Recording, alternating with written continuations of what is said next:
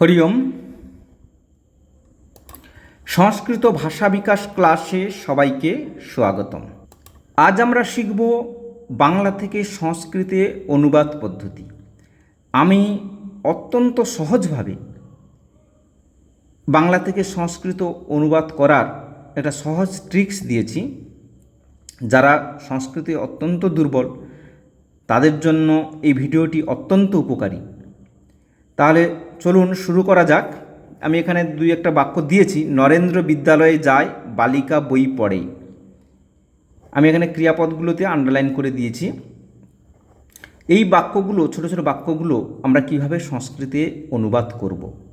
আমরা ছোট বাক্য শিখলে অবশ্যই ধীরে ধীরে বড় বাক্য নিজেরাই করতে পারবো। তাহলে কারক বিভক্তি আমাদের কিভাবে বের করতে হবে বিভক্তিগুলো, তার জন্য আমি এখানে একটা ছক দিয়ে দিয়েছি। না, উল্লিখিত পদকে ক্রিয়াকে দিয়ে প্রশ্ন করতে হবে। ক্রিয়া এই যে যার দ্বারা কোনো কিছু করা বা হওয়া বোঝায়, সেগুলো হচ্ছে ক্রিয়া। আমি এই জন্য ক্রিয়াতে আন্ডারলাইন করে দিয়েছি। প্রশ্ন, কারক, বিভক্তি। কে বা কারা দিয়ে প্রশ্ন করলে কর্তৃকারকে প্রথমা, কি বা কাকে দিয়ে প্রশ্ন করলে কর্মকারকে দ্বিতীয়া বিভক্তি পাবো। দ্বারা দিয়ে অর্থাৎ কিসের দ্বারা বা কি দিয়ে যদি প্রশ্ন করি করণকারকে তৃতীয়া বিভক্তি পাবো। জন্য নিমিত্ত অর্থাৎ কার জন্য, কিসের জন্য বা কিসের নিমিত্ত দিয়ে প্রশ্ন করলে সম্প্রদানকারকে চতুর্থী বিভক্তি পাবো।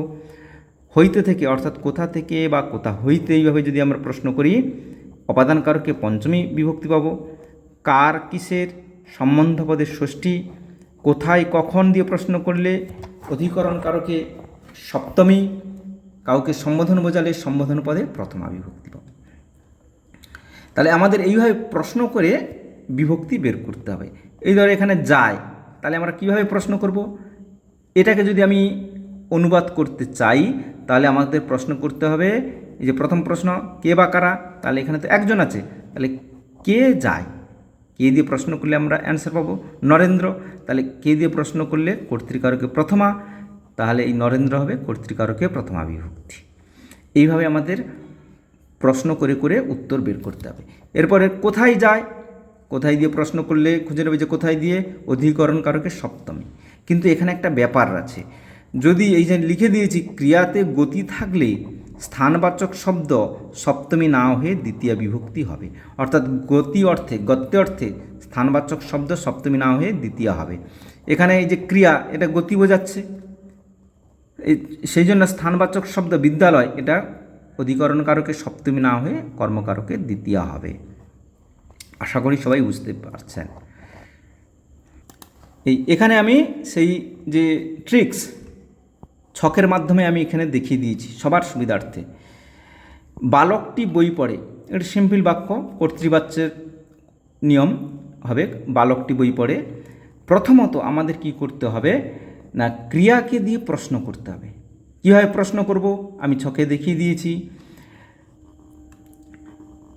কারক বিভক্তি কি করতে হবে না, ক্রিয়াকে দিয়ে প্রশ্ন করে কারক বিভক্তি নির্ণয় করতে হবে এবং উল্লিখিত শব্দের অর্থাৎ যে পত্রীকে আমরা অনুবাদ করব সেই পত্রীর সংখ্যা থেকে আমাদের বচন নির্ণয় করতে হবে। অর্থাৎ কারক বিভক্তি বচন আমরা রাফে করে নেব, যে কারক বিভক্তি বচন অ্যান্সারগুলো এখানে লিখে নেব। আমি নিচে দিয়েছি আরও একবার। দ্বিতীয়ত কি করতে হবে না, মূল শব্দ, সাধু শব্দ, কোন কারান্ত, কোন লিঙ্গ, কোন সংস্কৃত শব্দ, এটা আমাদের নির্ণয় করতে হবে, লিখে নিতে হবে বা মনে রাখতে হবে যে কীভাবে। এটা হলো ট্রিক্স। প্রথমে মূল শব্দ, সাধু শব্দ অর্থাৎ যে পদটি আমরা অনুবাদ করব তার মূল শব্দ কি, সাধু শব্দ কি, কোন কারান্ত সেটি, কোন লিঙ্গ, কোন সংস্কৃত শব্দ। আমি এখানে ছকের মাধ্যমে সুন্দর করে দেখিয়েছি। মূল শব্দ, সাধু শব্দ, কোন কারান্ত, কোন লিঙ্গ, কোন সংস্কৃত শব্দ। আর আমরা যে উপরে বিভক্তি বচন বের করব সেটা বিভক্তি এবং বচন। এখানে কারক লিখতে হবে না, এখানে বিভক্তি এবং বচন এবং অ্যান্সার অর্থাৎ উত্তর। এবার দেখে নিই মূল শব্দ। মূল শব্দ কি, এই যে বালকটি বই পড়ে, এটাকে নিয়ে আমরা অনুবাদ করব। তাহলে এখানে মূল শব্দ হলো বালক, লিখে নিলাম বালক। বালকের সাধু শব্দ কি, বালকের সাধু শব্দ হলো বালক অর্থাৎ যেগুলো তৎসম শব্দ বালক। কোন কারান্ত কীভাবে বুঝবো না, বালকের শেষে কি আছে, বালক শেষে অ আছে, তাহলে অ থাকলে এখানে এই যে কোন কারান্ত অ লিখব। এবার বালক অকারান্ত, এটি কোন লিঙ্গ? না বালক হলো পুংলিঙ্গ। এই যে পুংলিঙ্গ, স্ত্রীলিঙ্গ, এগুলো আমাদের বইতে খুব সুন্দরভাবে দেওয়া আছে। কোনটি পুংলিঙ্গ বা ক্লীবলিঙ্গ বা স্ত্রীলিঙ্গ শব্দ, সেগুলো বইতে খুব সুন্দরভাবে দেওয়া আছে শব্দরূপের নিচে। অর্থাৎ নর শব্দের অনুযায়ী কোন কোন শব্দ হবে নর শব্দের নিচে দেওয়া আছে। তাহলে এলো অকারান্ত পুংলিঙ্গ শব্দ আমরা কোন সংস্কৃত শব্দ পড়েছি? না নর।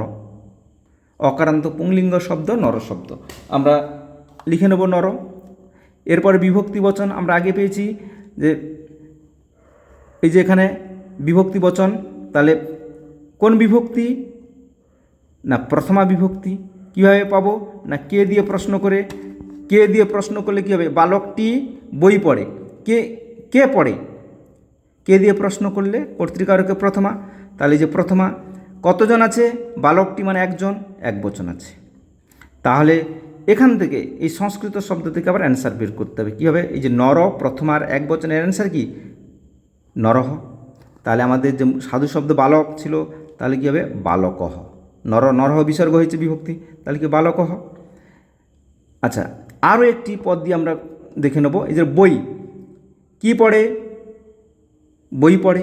কি দিয়ে প্রশ্ন করলে? কর্মকারকে দ্বিতীয়া। এর আগের ছকে আমি দেখিয়েছি কটি বই, নিশ্চয়ই এখানে একটি বই, তাহলে দ্বিতীয়া একবচন আমরা রাফে লিখে নেব। এরপরে যেটা করতে হবে, এই যে মূল শব্দ সাধু শব্দ, তাহলে মূল শব্দ কি? বই। সাধু শব্দ বই, সাধু শব্দ কি? পুস্তক। কোন কারান্ত? না পুস্তকের শেষে অ আছে, তাহলে অকারান্ত। তাহলে অকারান্ত আর পুস্তকটা হলো কিন্তু ক্লীবলিঙ্গ শব্দ, অর্থাৎ ফলবাচক বা পুষ্পবাচক শব্দ এগুলো ক্লীবলিঙ্গ হয়। তাহলে পুস্তক এটিও ক্লীবলিঙ্গ শব্দ। তাহলে এটা আমরা পাবো এই যে ফল শব্দের নিচে। ফল শব্দ যেহেতু ক্লীবলিঙ্গ, ওই ফল শব্দ রূপের নিচে কিন্তু কোন কোন শব্দগুলো ক্লীবলিঙ্গ হবে সেগুলো কিন্তু দেওয়া আছে। তাহলে পুস্তকটা হচ্ছে ক্লীবলিঙ্গ। তাহলে অকারান্ত ক্লীবলিঙ্গ শব্দ কি দেওয়া আছে বইতে? ফল শব্দ। তাহলে এর আগে আমরা অ্যান্সার পেয়েছি যে এরপরে বিভক্তি বচন কি দিয়ে প্রশ্ন করে কি পড়ে? বই পড়ে। কি দিয়ে প্রশ্ন করলে? দ্বিতীয় বিভক্তি এবং একবচন, একটি বই। তাহলে ফল দ্বিতীয়া একবচন, এখান থেকে আমাদের অ্যান্সার পেয়ে ফল দ্বিতীয় একবচনে, দ্বিতীয় একবচনে বিভক্তি মহেশন্ত ফলম। তাহলে এই যে সাধু শব্দ পুস্তক, এটা কি হবে? পুস্তকম। আশা করি সবাই বুঝতে পেরেছেন। এরপরে আমাদের যেটা করতে হবে, এই যে পড়ে, এটা বাকি থাকলো। বালকটি বের করেছি অ্যান্সার, বইটিরও অ্যান্সার বের করেছি, এবার বাকি থাকলো পড়ে।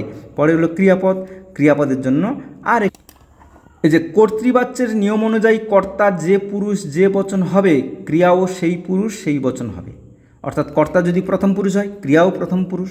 কর্তা যদি উত্তম পুরুষ এক বচন হয়, ক্রিয়াও উত্তম পুরুষ এক বচন। এইভাবে অ্যান্সার হবে। আচ্ছা, আমি এখানে একটা দেখিয়ে দিয়েছি যে কীভাবে আমরা সময়, কোন সময়ের জন্য কোন লকার ব্যবহার করব। এই যে বর্তমানকালের জন্য লট, অতীতকালের জন্য লং, ভবিষ্যৎকালের জন্য লেট, আদেশ অনুরোধ অর্থে লোট, উচিত অর্থে বিধিলিং। এগুলো যদিও আমরা সবাই জানি, তবু আমি আরও একবার সুবিধার্থে দেখিয়ে দিলাম। আচ্ছা, লট লকারের পরে সমযোগে অতীতকাল হয়। আমরা এই যে লট লকারের পরে যদি আমরা দন্তস্যম যোগ করে দিই, তাহলে অতীতকাল হয়ে যাবে।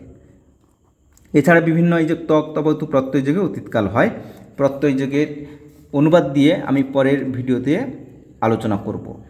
আচ্ছা, আমরা মূল যে ছকটা ক্রিয়া আমরা কিভাবে অনুবাদ করব তার ছক এখানে আমি শব্দের একটা ছক দেখিয়েছি।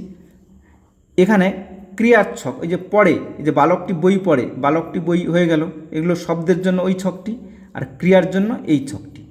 পড়ে, তাহলে মূল ক্রিয়া কি? পড়ে লিখে নেব। তাহলে এই যে পড়ের জন্য মূল ধাতু কি? পট ধাতু। আচ্ছা, বালকটি বই পড়ে, এটা কোন কাল?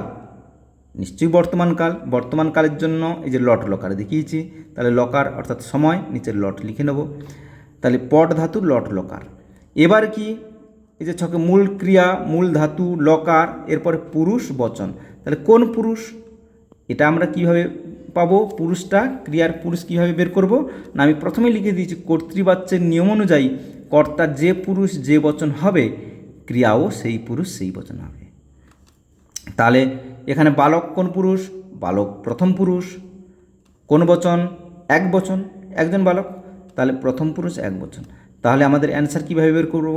এই যে পট ধাতু লট লকার প্রথম পুরুষ এক বচন। তার প্রথম পুরুষ একবচনে বিভক্তি কি লটকারে তি, তাহলে কী হলো পঠতি, পঠ লিখে তি, পঠতি। তাহলে আমাদের অ্যান্সার হয়ে গেল। তাহলে বালকটি বই পড়ে, বালকঃ পুস্তকম পঠতি। আচ্ছা, আমি এর আগে অ্যান্সার করেছিলাম পুস্তকম মহেশন্ত দিয়েছিলাম, এখানে লিখে দিয়েছি এই জন্য যে ব্যঞ্জনবর্ণ পরে থাকলে মহেশন্ত অনুস্বার হয়। আমি অনুবাদটা সংস্কৃতেও দেখিয়ে দিয়েছি। আশা করি সবাই বুঝতে পেরেছেন। কোনো সমস্যা হলে অনুবাদ নির্ণয়ের ক্ষেত্রে বা অনুবাদ করার ক্ষেত্রে অবশ্যই কমেন্টে জানাবেন। সবাইকে ধন্যবাদ।